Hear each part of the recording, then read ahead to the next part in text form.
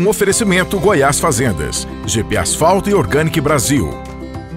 As tendências de mercado, novas tecnologias, empreendedorismo, clima e tudo que tem foco no que movimenta o campo são pautas no Agro e Prosa. O seu podcast diário que tem como missão deixar você informado sobre o mundo agro. Divino Ronaldo conduz de forma descomplicada e interativa entrevistas com os maiores especialistas deste mercado. Então vem com a gente! Está começando mais um episódio do Agro e Prosa Podcast. O meu entrevistado de hoje será Vlamir Brandalize, que é palestrante de mercado agrícola da Brandalize Consulting. E o tema da nossa entrevista será Panorama do Mercado de Commodities. Vlamir, a expectativa da sua participação aqui era muito grande. Aliás, da sua primeira, porque muitas virão. Prazer falar contigo. Prazer é meu, Divino. Tudo é bom, tudo certo. Vamos lá, vamos bater um papo. Você está aí no sul do país? Hoje estou em Curitiba, mas a gente roda bastante. Já tive muitas vezes aí em Goiás, né? Principalmente Rio Verde, né? O coração do agro aí de Goiás, né? O berço da grande tecnologia goiana. Então, é um lugar espetacular, gosto muito daí. Esse nosso bate-papo começou, a ideia dele, Vlamir, só trazendo aqui para o pessoal entender. Lá atrás eu queria falar com você há muito tempo e tal, mas eu tinha uma expectativa muito grande a respeito dessa nossa prosa. Dia desse eu encontrei com a Carla Mendes, lá do Notícias Agrícolas, conversando com ela, falei, nossa, eu tenho vontade de conversar com o Vlamir, mas parece que ele é um homem tão ocupado, tão corrido. Ela falou, não, ele é gente boa demais da conta, ele vai te atender na hora, vai ser maravilhoso, liga para ele, entra em contato com ele. E a Carlinha falou assim, eu sou uma grande fã do Vlamir. A primeira vez que encontrei com ele, eu cheguei a tremer nas bases. Ela é um dos prodígios aí dos jornalistas do agro que surgiram. Ela é muito boa. Exatamente. Ela é fera, é uma ferinha nova aí. Isso, eu quero deixar um abraço aqui para Carlinha e deixar um abraço também para o Ivan Bruselli, que é produtor rural aqui na região, que foi outro que falou, conversa com o Vlamir que tem muita coisa para falar. Mas Vlamir, falando de conversar, é o seguinte, o produtor rural está com muita saudade daquela soja lá, beirando os R$200, que foi e parece que não voltou. Ela volta?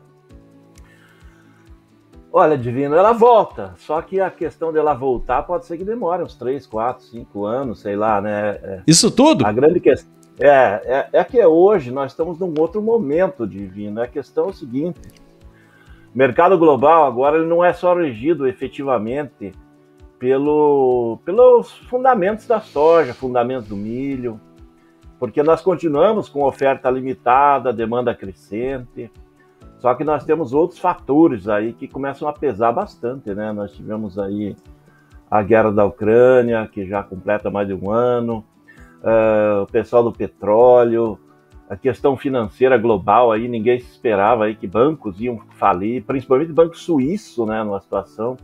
Então tudo isso acaba abalando o interesse e o movimento dos grandes investidores que operam nas bolsas, né? E as bolsas de commodities agrícolas, elas são um dos berços de aplicação de muito dinheiro, né, do setor do financeiro. E quando acontece isso, eles ficam mais cautelosos, e isso acabou trazendo uma pressão ilimitante de grandes altas, né? Então nós chegamos a ter soja até perto dos $18 o bushel, e agora nessa última tentativa de alta, ela foi a pouco mais de $15 e já não resistiu, rapidamente recuou. E nós temos outro fator limitante também, a questão do Brasil, né? O Brasil cresceu bastante no cenário global, e o Brasil, para manter esses níveis que nós chegamos aí nos anos anteriores, que chegou a passar de R$200 da soja, por exemplo, nos portos, e o milho mais de 100, 110, 115 reais, nós nos deparamos num momento que nós tínhamos uma oferta limitada e conseguimos atender bem o mercado internacional, porque a logística até aquele momento era suficiente, né? Portos conseguiam embarcar aí 15, 16, 17 milhões de toneladas de grão mês. Só que nós evoluímos. Hoje nós estamos com uma safra de quase 154 milhões de toneladas de soja. Nós temos aí uma safra de milho e uma safrinha grande que está chegando. Então é muito volume de grão e a estrutura de logística que nós temos é a mesma. Então isso acabou represando bastante produto no mercado interno. Isso é um apelo negativo contra cotações. Outro fator importante aí que pesa nessa situação, o estilo da comercialização dos produtores, né? Se a gente voltar aí nos últimos 4 anos, 3 anos que se passaram, com exceção desse, quando o produtor vendia antecipado, através de vendas diretas, fixações, troca, barter, todas as operações financeiras com o grão, ou apenas de proteção via operação na bolsa, um hedge, por exemplo, ele fazia bastante volume, né? Ele chegava na época da colheita e tinha mais de metade da safra negociada. E quando chegou na colheita, nos últimos 3 anos, como ele já tinha negociado muito e nós estávamos com safra que nós tivemos limitação, nós tivemos seca no sul, seca pegou o Paraguai, seca pegando a Argentina, que pegou também esse ano. Então nós tínhamos uma safra limitada de soja. Então, em vez das 154 milhões que temos agora, o ano passado nós tivemos 124, 125. Então, um volume menor e uma grande parte dela já negociada antecipada. Então, o que ia sobrando para negociar depois da colheita era menos, né? E quando o produtor chegou na colheita nos anos anteriores, ele via que o mercado, precisando de mais grãos, ele acabava valorizando mais o produto que estava disponível na mão do produtor. E isso através de Chicago, que evoluía, através de dólar, que nós tivemos momentos de dólar mais forte também, em função das instabilidades da pandemia, né, que trouxe uma flutuação muito grande do câmbio. E internamente, como nós tínhamos ainda espaço de logística, os portos saíram daqueles embarques de 8, 10 milhões de toneladas ao mês de grão, foram para 10, 12, 13 e ainda tinha potencial, nós tínhamos muito comprador nos portos. E aí, quando chegava na colheita, como no exemplo do ano passado, né, o produtor chegou na colheita, ele estava recebendo mais no grão disponível na hora do que ele recebia no ano anterior, que ele fez nos contratos. Mas foram momentos aí que foi acontecendo nas últimas 4 temporadas. O produtor ia fazendo as trocas através de insumos, principalmente fertilizantes defensivos. E as trocas que ele fazia eram trocas com lucratividade interessante para o produtor. Por isso que ele fez as trocas antecipadas. E como sobrava menos na colheita, isso pressionou o mercado. Esse ano, ao contrário dos últimos 3 ou 4, nós tivemos uma disparada dos preços dos insumos do ano passado em função da guerra, né? Fertilizantes subiram, os defensivos, as dificuldades, então o custo maior, o produtor acabou vendendo menos, fazendo menos trocas e aproveitou para comprar muita coisa à vista, que conseguia descontos, e deixou muito para negociar agora, né? Isso inverteu a situação. Nós saímos de um ano em que nós tínhamos muito negociado e estamos agora num ano que teve pouca negociação antecipada. E hoje nós temos, no caso da soja, entre 80 e 90 milhões de toneladas de soja para negociar. E esse é um fator. Por que a soja caiu? Porque nós não temos portos, não temos logística, não temos caminhões, não tem trens para embarcar tudo isso aí para exportação. Então nós vamos acabar o final do ano aí com produto na mão, vai sobrar produto. Porque hoje a gente tem aí negociado mais ou menos uns 60 milhões de toneladas, que tem grande parte disso aí é o mercado de exportação, o mercado internacional, e dessas 80, 90 milhões de toneladas que nós temos, o mercado internacional está esperando que a gente venda ainda mais umas 40 para fora.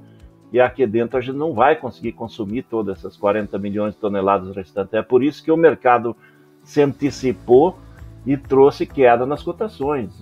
Então essa última semana que teve ali, nós tivemos queda novamente nas cotações, nós estamos com perdas de valor aí, o produtor está sentindo desde o começo do ano, a safra vai indo para a reta final de colheita e vai confirmando um grande número, e nós continuamos com problemas de logística. Então a logística, mercado internacional vendo que o Brasil tem muito, ele não tem fôlego para dar uma disparada nas cotações, e aqui dentro o produtor vai precisando vender, ele vem para o mercado quando ele precisa vender ele é pressionado para baixo, porque tem pouco espaço novo nos portos para exportação, e inverteu o mercado, né? 3 anos seguidos que o produtor vendia antecipado, o mercado depois na colheita subia, agora quem vendeu antecipado está recebendo, por exemplo, quem conseguiu vender, fez fechamento o ano passado, para maio desse ano, conseguiu acima de R$190 nos portos, 185.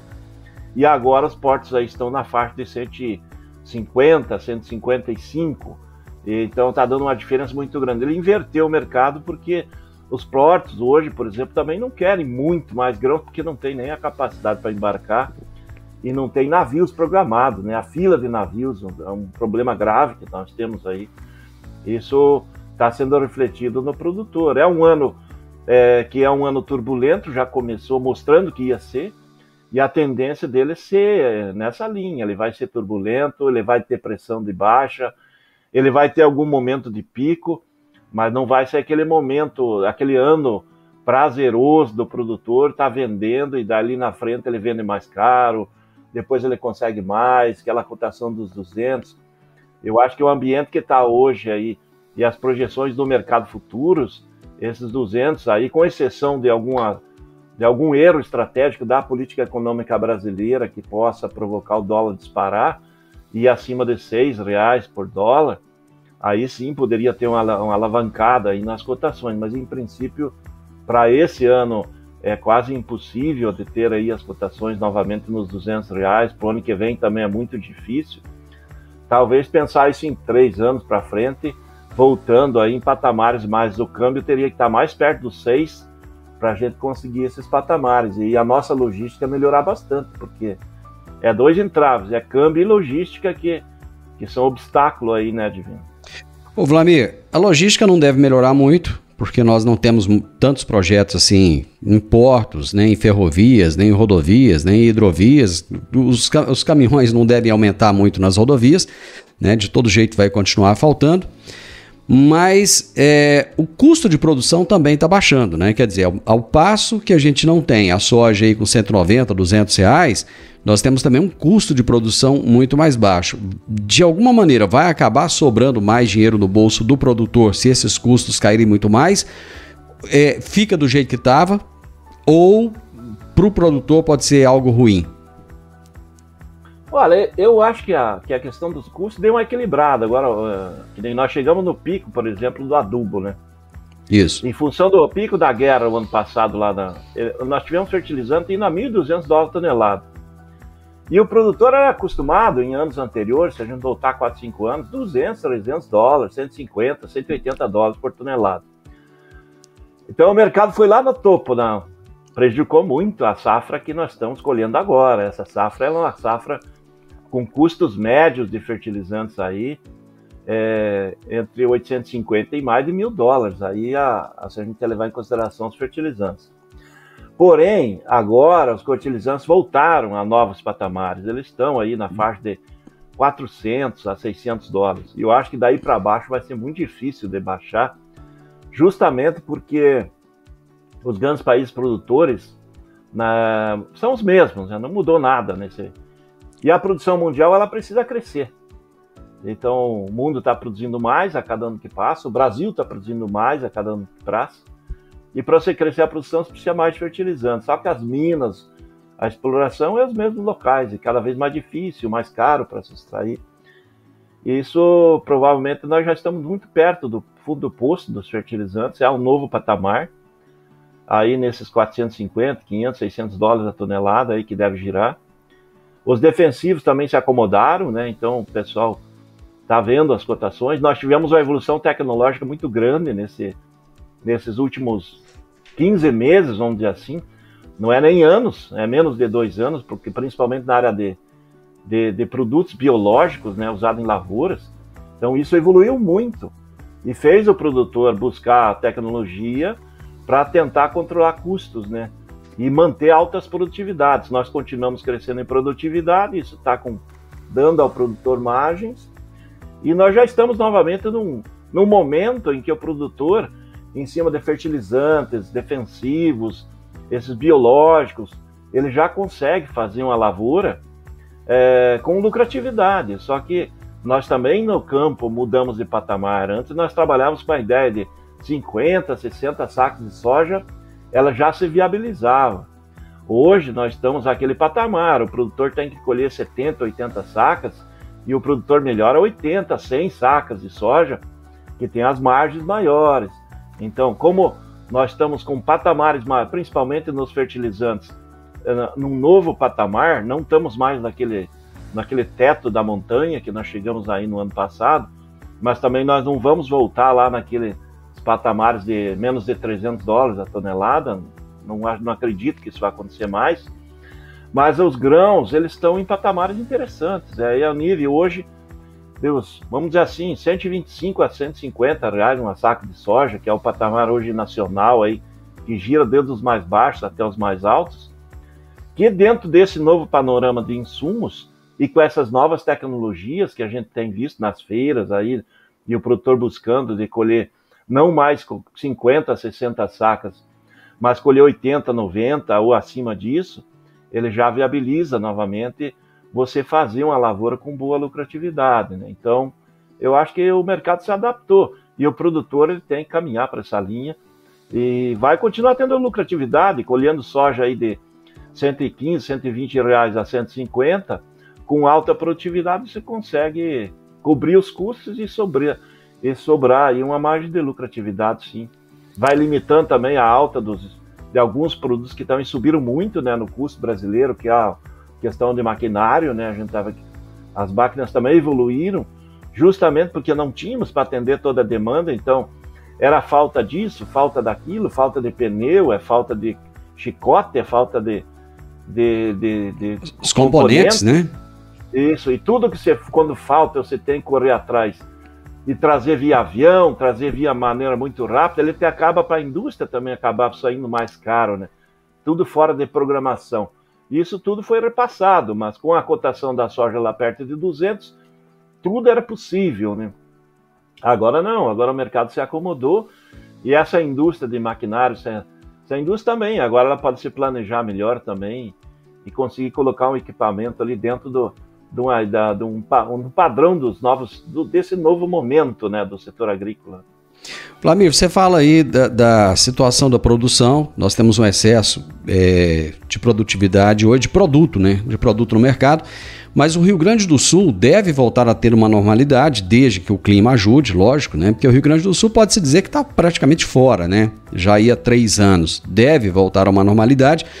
Aqui em Goiás, por exemplo, continua a abertura de novas áreas. Muita gente buscando áreas que eram da pecuária, que continuam sendo abertas, e tem novos entrantes também. Muitos novos produtores, novos players, digamos assim. O pessoal empolgou tal, e continua a entrar. Eu mesmo tenho conversado com muitas pessoas que estão buscando arrendamento, que está caríssimo. Por outro lado, eu conversando semana passada com um produtor rural, e ele falou, olha, tem muita gente quebrando. Muita gente tradicional que está quebrando. Como é que a gente olha para esse cenário? Em que tem gente entrando, gente abrindo novas áreas, e o Rio Grande do Sul deve voltar a produzir acima do que tem produzido nos últimos 3 anos, e gente tradicional na agricultura quebrando. Olha, a questão de gente entrando, gente quebrando, isso era uma coisa típica dos anos anteriores, antes desses últimos 4 anos, vamos passar aí, que nós tivemos a fase de 4 anos aí de bonanças, né? Então, isso era comum no passado, porque o pessoal se empolgava e daí chega numa abertura de área aí, que vamos continuar, isso não vai parar, isso, o Brasil é um celeiro, tem espaço para isso, porque tem muita gente que sabe abrir uma área nova, sabe pegar uma pastagem, transformá-la em produtiva e já no primeiro ano ela pagar as contas. E tem gente que consegue fazer uma abertura, não ter eficiência na produtividade, se endividar muito. Hoje o carregamento das dívidas no Brasil é o grande problema. Nós estamos aí com uma taxa Selic de 13,75, mais as taxas e tudo vai custar 20% ao ano praticamente, um juro brasileiro.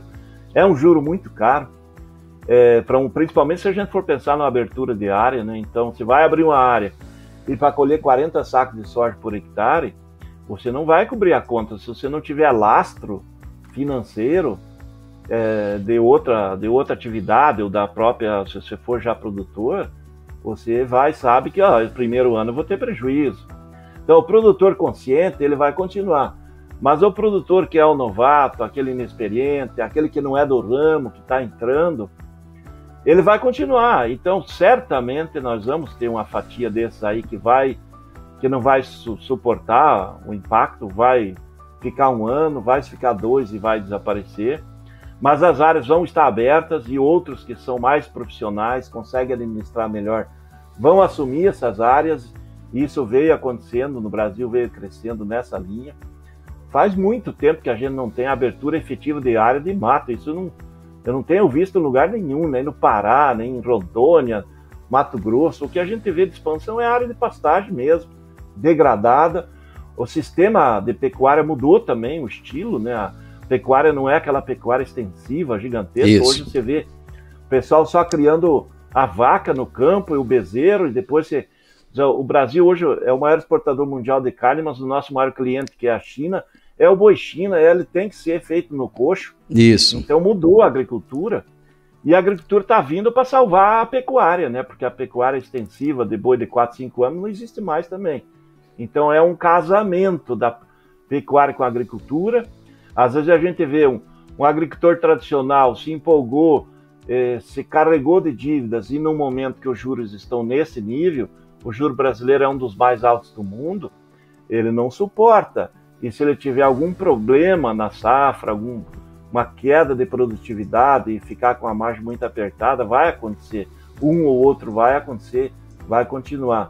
Mas com relação a crescimento de área, expansão, eu acho que vai continuar. Isso não muda não. O perfil brasileiro é de aproveitar o máximo possível dessas áreas aí, porque tem muita gente do sul ainda migrando, está tendo uma migração. Esse ano, principalmente, pega do Rio Grande do Sul, que novamente teve uma seca. Você comentou aí que o Rio Grande do Sul vai voltar para um ano normal agora, provavelmente é um ano de El Niño, né, que já não é um ano de seca. Isso. Né, tiveram 2, 3 anos. Exato. Mas muita gente que estava ali na seca nesses últimos 2, 3 anos começaram a buscar outras alternativas do Brasil aí para cima, né? A nível do Centro-Oeste, a nível do Norte, próprio Nordeste, e há espaço para... E são profissionais, eles só não conseguem ficar no Rio Grande do Sul com margem porque a seca foi muito dura nos últimos anos ali. Agora esse pessoal vai entrando nas lojas. Eu estive na Cealba e vi muita gente chegando ali numa região que tradicionalmente foi uma região histórica ali da área de cana-de-açúcar, né? Então está entrando com grãos, o pessoal tem feito boas, e isso vai, pega Tocantins, Maranhão, Pará, a própria Rondônia. Estive estava lá no final na última semana em Rondônia. É a mesma coisa, as pecuárias do Mato Grosso, tradicionais. Você pega as regiões muito importantes da pecuária do Mato Grosso, tipo a Pontes da Lacerda, que é um dos municípios que mais tem bois do Brasil. Isso. Você vê a agricultura entrando fortíssima, porque é a agricultura chegando para ajudar o pecuarista, e o pecuarista se apegando à agricultura para ser mais eficiente. Ou seja, é um casamento que dá certo. E isso vai continuar. E essa questão do pessoal, uns quebrando e outros entrando, isso aí não muda, isso é assim mesmo. Esses últimos 3 anos não teve muito disso, porque a margem que a soja dava era uma margem tão grande de lucratividade que mesmo você não sendo eficiente, você conseguia sobreviver. Acabou isso, né? Tem que ser eficiente agora. Algumas questões para a gente refletir em torno de combustíveis. Na semana passada, a OPEP tomou uma decisão de diminuir a produção de petróleo, porque os Estados Unidos começou a colocar mais petróleo no mercado. Nós temos um aumento da taxa do biodiesel no diesel, né? E tem também um aumento do uso do milho para a produção de etanol. Traga para a gente um panorama disso aí, Vlamir. Olha, o panorama, em princípio, é um panorama aí que pesa um pouco na conta do produtor, que é a questão da OPEP, né? Então a OPEP entrando aí com essa redução de 1.660.000 barris a menos por dia, o mundo consome mais ou menos 90 milhões, 91, 92. Ela reduz aí 2%, vamos dizer assim. Só que é importante, porque como você reduz esse volume, você acaba deixando o mercado mais ajustado, né? Qualquer sinal de crescimento da economia, você puxa a demanda do petróleo, e o petróleo se valoriza. E ele saiu da faixa de 70 dólares, foi para 80, um pouco mais, e tem fôlego para subir até um pouco mais. Com relação ao PEP, vamos dizer assim, ela valoriza o custo, o petróleo, e acaba pressionando os combustíveis, e também pressiona fertilizante, né? Porque, quer queira ou não, a ureia da vida ela é feita com com o gás, com o petróleo. Isso. Né? Então, você tem custos crescendo. Por isso que eu já citei no início que a fase de baixa dos fertilizantes talvez já esteja passando. Porque esses outros fatores que vão aparecer são todos fatores limitantes de queda ou fatores que podem fazer a cotação dos fertilizantes subirem. Porque tanto o potássio como o fósforo também dependem de energia para ser produzido. E com a energia mais cara no mundo, custo maior de produção. Então esse fator ele é um fator que pesa, né, na bomba para o produtor. A máquina dele vai usar diesel, ele vai ficar com um custo maior. O diesel já não está barato para o produtor, né? O diesel a R$6 e pouco aí por litro. Então antigamente não tinha peso na conta do produtor. Hoje é um dos pesos maiores aí na hora de você fazer o custo de produção. Mas nós temos notícia boa, né? Que vem da área de combustível também, o que nem eu citou. O aumento da mistura do biodiesel de 10% para 12%. Então esses 2% parece pouca coisa, de 10 para 12, né? Mas só que 10 para 12, nós estamos falando de um volume de 6,2 bilhões de litros de biodiesel que usou ano passado, para níveis aí de... o que? Vai dar 7,5 bilhões de litros. É muita coisa, né? Isso é bastante, porque de agora em diante, a tendência do biodiesel, o crescimento que tiver na mistura, ele vai usar o óleo de soja, né? Que é o componente mais barato para se produzir o biodiesel. Porque óleo de girassol é muito mais caro, né? Então, o canola, outros óleos aí, vamos dizer assim, são inviáveis. E as gorduras de frigoríficos e tudo, o que já tem, o pessoal já faz biodiesel, então já usa. Então, esses 800, esse avanço, vamos dizer assim, de 1 bilhão e 200, 1 bilhão e 300 milhões de litros ao ano de biodiesel, nos vai fazer usar aí mais uns 8 milhões de toneladas de soja, que vai esmagar para tirar o óleo, que dá mais ou menos 18% de óleo, que vai dar esse volume de 1 bilhão e 300 milhões, para usar internamente. Então, se criou uma demanda nova de 8 milhões de toneladas de soja. O que nós vamos ter? Esse óleo vai ser usado para biodiesel e vai ser queimado no consumo interno aí do ramo do petróleo. E nós sobramos aí o farelo de soja para atender aí 2 segmentos. Manter o Brasil muito mais competitivo na produção de frangos, suínos, ovos, e manter o Brasil como grande exportador de farelo, né? Principalmente num ano que a Argentina está com problema, quebrou bastante a safra, e a Argentina normalmente é o maior exportador mundial de farelo. Então nós vamos superar a Argentina esse ano dessa maneira, porque nós vamos ter mais farelo para atender localmente e para vender para fora. Então isso é benéfico para o Brasil, esse aumento da mistura, e é benéfico para o produtor. Porque seriam 8 milhões de toneladas a mais que nós teríamos que colocar no mercado internacional do grão, e não tem logística, né? Não temos como colocar, então isso foi benéfico. Então esse fator do B10 para o B12 é ótimo para o setor, isso já era da política antiga, né? Que ele só não chegou a esse patamar em função que nós entramos na pandemia, tivemos seca, quebra de safra, e o óleo de soja chegou a R$10 ao consumidor. Daí se usasse mais óleo para biodiesel, o consumidor ia pagar 14, 15 reais um frasquinho de óleo no supermercado, né? E aí você pega a população mais carente e paga o pato, né? Fica mais caro. Podemos deduzir então que teremos carne de frango e suína mais barata ainda? Olha, não quer dizer que seja mais barata, mas ela vai ter condição de ficar no mercado com preços melhores, mais atrativos, porque o custo de produção, em ano que provavelmente nós vamos ter um recorde de safra de milho, né? E nós temos um excedente de farelo de soja, que são os 2 principais componentes, ele vai dar condição de abastecer bem o mercado interno, com preços competitivos e justos, porque o nosso frango já é o mais barato do mundo, então a gente depende também do valor do mercado internacional. Vocês pegam um frango aí, hoje perto de $2.000 a tonelada no mercado internacional. Isso custa R$10 aí para você colocar lá fora um quilo de frango no mercado global. Então o nosso frango no supermercado, hoje você tem frango aí de 6, 7, 8, 9 reais o quilo. Então já estamos num valor bastante competitivo. Não tem outro país do mundo que se comprar 1 quilo de frango num valor aí de $1, $1,50, vamos dizer assim, o quilo, numa coxa e sobrecoxa, e você pode rodar o mundo inteiro, você não vai achar, só vai achar aqui. Esse aumento do biodiesel aí, que vai dar mais condição de ter farelo aqui no mercado interno, e nós temos uma safra boa de milho, que nós não tivemos nos últimos anos. Nós tivemos problema com milho no abastecimento. Nós vamos ter condição de atender e manter a população brasileira bem abastecida. Isso é benéfico, né? E para fechar essa questão da energia que vem do agro, o etanol, né? O etanol, se a gente olhar o ano passado, usou aí 7 bilhões e meio de toneladas de milho. Esse ano deve passar aí para mais de 10 milhões de toneladas, que tem muita indústria nova entrando.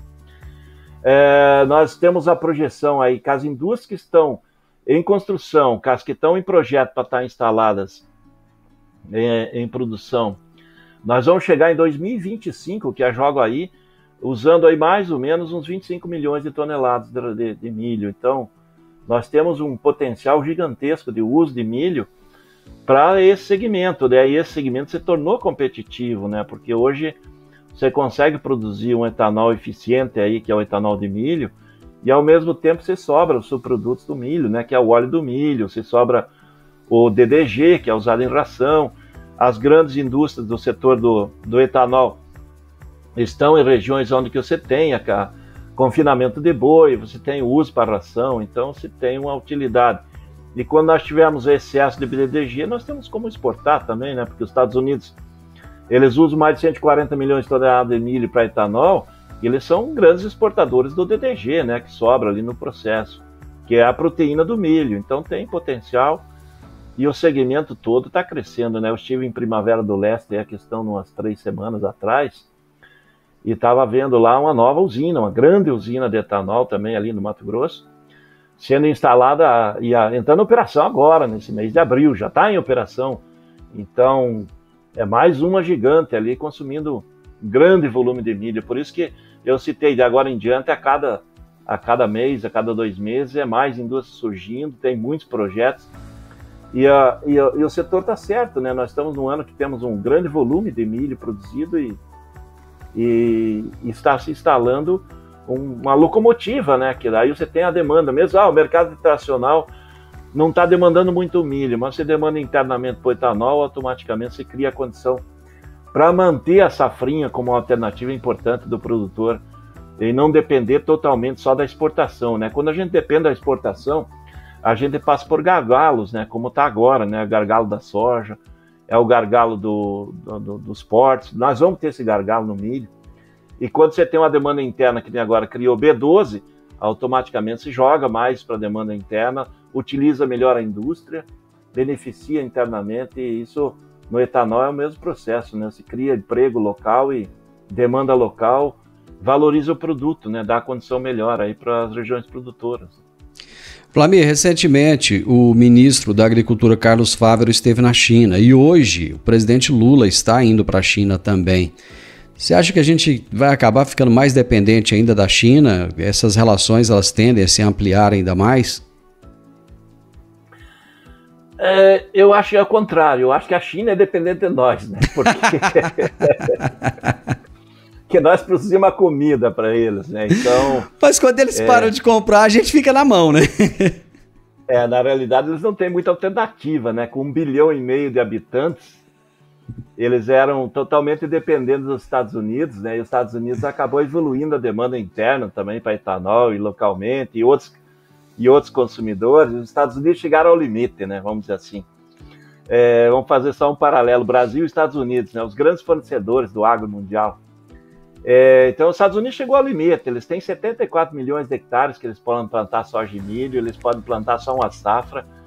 Então, eles têm que dividir essa área aí para plantar soja e milho. Então, eles não têm muita alternativa, não tem como crescer mais, não tem mais área para abrir. Os Estados Unidos chegou no limite deles lá.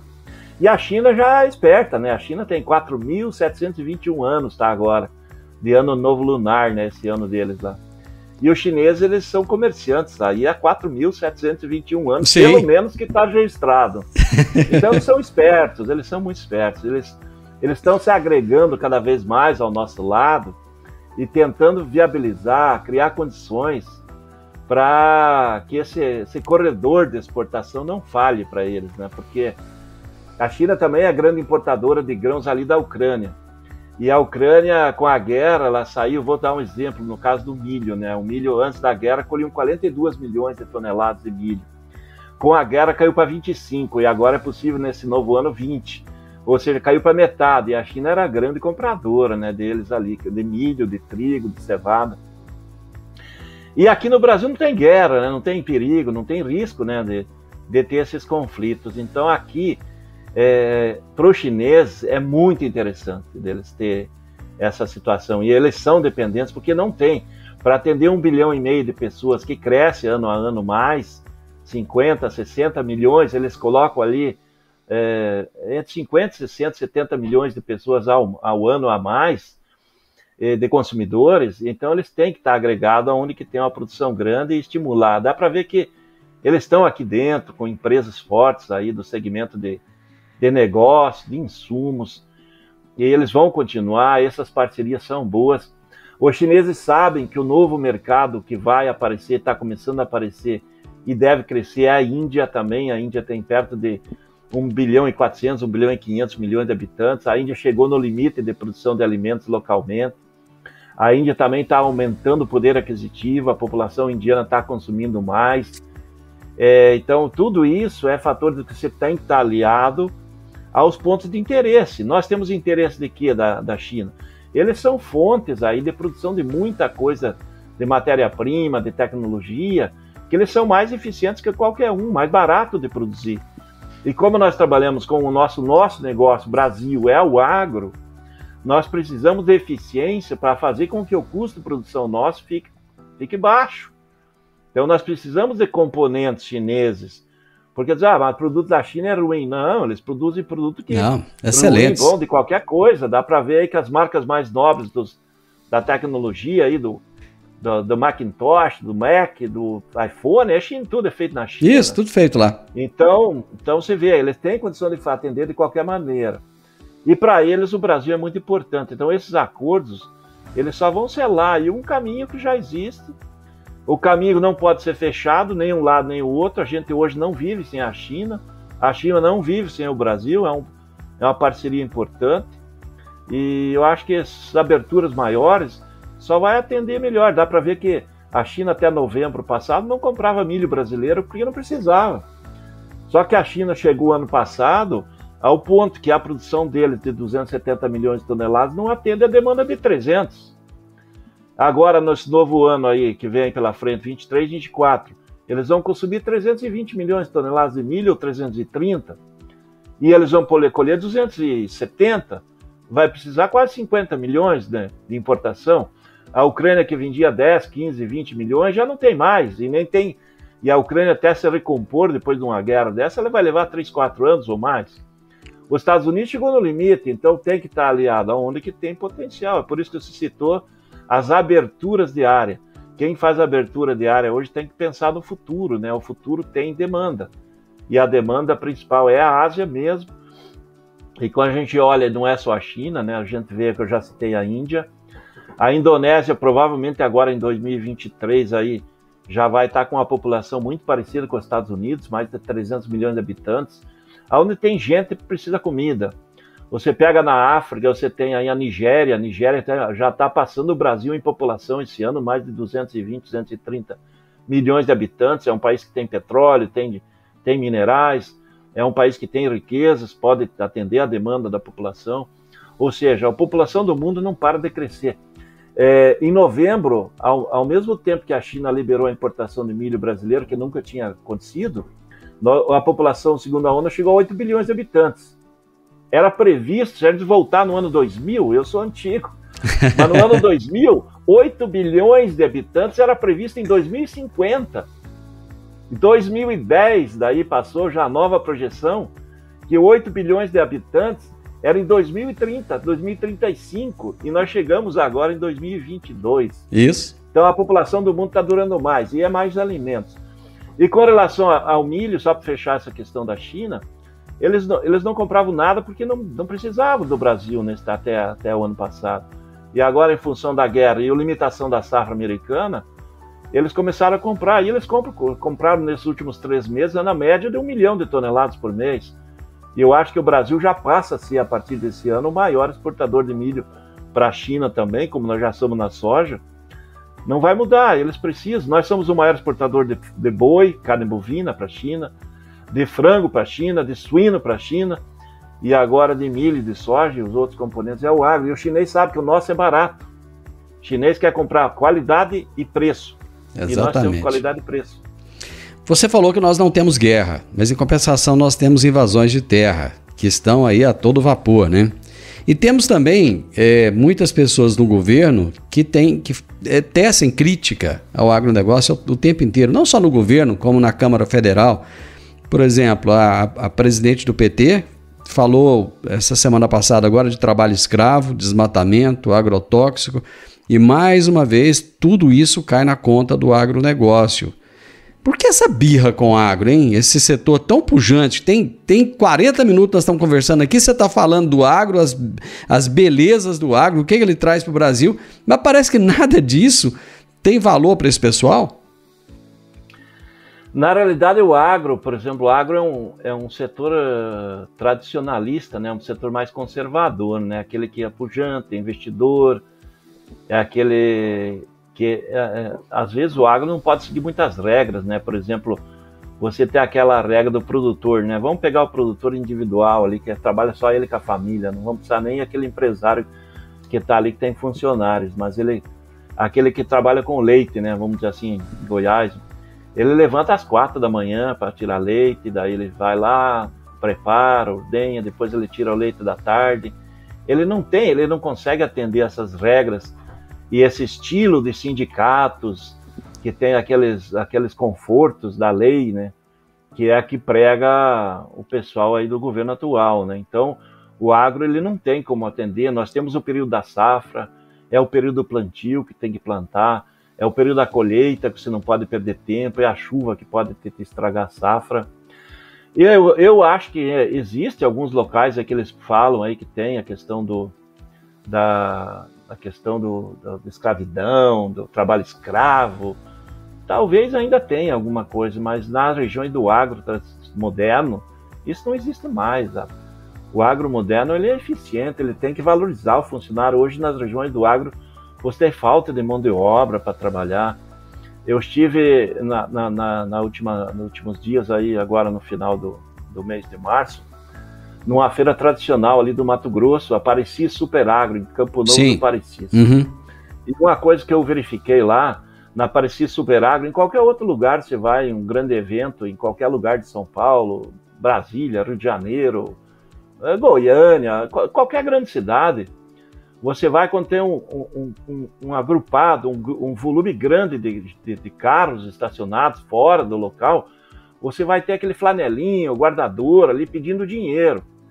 E uma coisa que eu observei, numa dos polos do agro, ali do oeste do Mato Grosso, não tinha ninguém pedindo dinheiro lá fora. Não tem. Daí eu conversando com o pessoal nas feiras, dizendo, não, aqui não tem gente nem aqui para atender dentro. Tá faltando mão de obra. É isso mesmo. O pessoal que tem emprego, então um dos ciúmes é que tem potencial de emprego desse pessoal. E a questão que o setor ele não quer estar vinculado a esse domínio do sindicato, ter um sindicalista. É um setor que trabalha para frente, né? É evoluído. E o grande problema é que eles perderam a força, né? Perderam a força das cidades, com relações sindicatos fortes, aí, muito dinheiro da população trabalhadora indo para os sindicatos, isso acabou. O setor do agro também, trabalhando independente, ele trabalhando pujante, e eles batem pedra porque grande parte do agro em si, ele é um liberal, né? Não é não segue a filosofia do partido atual que está no governo, que é do governo centralizar para depois o governo distribuir. Exatamente. O produtor não, o produtor ele é um liberal por natureza, quem trabalha mais tem direito, consegue produzir mais, ganha mais, quem trabalha menos ganha menos, e assim que funciona é o agro, né? Aquele que se dispõe a pegar e abrir uma área de pecuária aí no norte do Brasil, que está lá a 200, 300 quilômetros, está de chão, para chegar à primeira cidade que tem um médico, por exemplo, ir lá, suar a camisa, trabalhar das 5, 6 da manhã até as 6, 7 da noite, sem parar, para abrir a área, para cultivar, para colher, e depois não é qualquer um, é o agro só, esse é o produtor, é o agricultor. Esse não passa, né? Esse pessoal da maior parte são mais de esquerda, ele não consegue entender esse estilo pujante, né, do agricultor, que é da evolução, né? É evoluir para todo mundo ter o que comer com condições boas, trabalhar e ganhar o seu próprio dinheiro e não depender do governo, né? O pessoal aí tem que depender muito do governo. Para eles, quanto mais depender do governo, é melhor. No caso do agro, não. O agro tem que trabalhar, ganhou dinheiro, vai comprar, não precisa estar dependendo de ninguém. Flamir, para a gente terminar a nossa prosa, no último sábado entrou em vigor, em funcionamento, o dólar soja argentino, que vai até o dia 31 de maio, aí fixo em torno de 300 pesos. Tem futuro isso aí? Ou você acha que é mais uma jogada furada da Argentina? Olha, é uma jogada de solução curta para a Argentina, né? Porque ela tem dívida com a FMI para pagar, né? Ela precisa levantar 15 bilhões de dólares aí nos próximos 45 dias.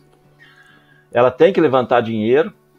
A Argentina, como o Brasil, é um país agrícola, né? Não é um país de tecnologia. A Argentina já teve... A Argentina, insiste, a gente olhar friamente, a Argentina é melhor que o Brasil. As áreas da Argentina são melhores. Sim. A Argentina está mais perto dos portos. Ela tem condição melhor que a nossa. A grande questão é que o governo da Argentina, nos últimos 2 décadas, mais ou menos, ele veio penalizando o agro, né? Veio taxando. E aí não tem futuro, né? O agro acabou sendo consumido pelo argentino. A Argentina já plantou aí na casa da soja 22 milhões de hectares no melhor momento deles. E agora nessa última safra estava com 16. E é possível que na nova safra venha para 15. Então veja, a Argentina regrediu. Nesse mesmo tempo, o Brasil, quando a Argentina tinha 22 milhões de hectares, o Brasil tinha 27, 28. Nós plantamos 44 no último ano e eles plantaram 16. Nós vamos plantar 47 no próximo, talvez eles 15, 3 vezes a menos. E eles têm solos melhores, têm condições melhores. Eles foram desfavoravelmente prejudicados pelo clima nos últimos 3 anos, como o Rio Grande do Sul brasileiro também. Mas o principal problema do produtor argentino é o governo. E o governo agora veio com esta estacada. O ano passado ele conseguiu levantar recursos aí também com o dólar soja. E agora ele puxou a troca aí, né, do 300 pesos por dólar, que acaba beneficiando o produtor, né? O produtor acaba vendendo na condição aí que ele, vamos dizer assim, ele consegue sobreviver ali no mínimo possível, para o produtor não morrer totalmente. Esses 300 pesos por dólar dá condição para o produtor sobreviver. E provavelmente vai ter uma grande corrida de vendas do produtor, vai ter exportações, a Argentina vai voltar, porque o produtor estava esperando isso aí, porque senão não viabiliza a safra. A soja tem 33% de retenções, então veja quanto o governo toma do produtor aí. Nenhum país do mundo faz isso é inviável no mundo de hoje, no custo de hoje, mas a Argentina e por isso que tem que criar esse tipo de política, né? Valorizar uma soja por 300 pesos, enquanto que o peso normal, oficial aí para os demais é na faixa de 140 pesos por dólar, que é uma coisa que o paralelo está na faixa de 350, veja a diferença. Quando você tem paralelo, que nem nós tínhamos no passado, dólar paralelo e dólar oficial... já tivemos isso. E a Argentina é a mesma coisa, só que essa política do governo da Argentina agora vai prejudicar o mercado, né? Porque ele vem numa hora que tem a safra brasileira chegando, está indo para o mercado, eles precisam do dinheiro de agora até maio, o produtor vai vender e o mercado de Chicago sabe que vai ter muita pressão de oferta, né? Da Argentina, mesmo com a safra menor, eles vão vender, tem oferta e está chegando a safra brasileira. É muito bom para a China, né? Para os compradores, né? Porque daí tá os principais players do mundo vendendo e você pega, o comprador está numa posição de conforto, né? Por isso que eu acho que acaba sendo um fator negativo para Chicago, né? Para as cotações lá em Chicago. A Argentina agora foi o vizinho trapalhão. Flamir, obrigado. Foi, cara, que show de bola, que prosa top, viu? Te agradeço imensamente, muito obrigado. E vamos vir mais vezes aqui, viu? Já, Divino. Vamos lá. Quando a gente puder, a gente bate um papo aí. Hoje eu conversei com Flamir Brandalize, palestrante de mercado agrícola da Brandalize Consulting, e ele trouxe um panorama do mercado de commodities. Um oferecimento Goiás Fazendas, GP Asfalto e Organic Brasil. As tendências de mercado, novas tecnologias, empreendedorismo, clima e tudo que tem foco no que movimenta o campo são pautas no Agro e Prosa, o seu podcast diário que tem como missão deixar você informado sobre o mundo agro. Divino Ronaldo conduz de forma descomplicada e interativa entrevistas com os maiores especialistas deste mercado. Então vem com a gente! Está começando mais um episódio do Agro e Prosa Podcast.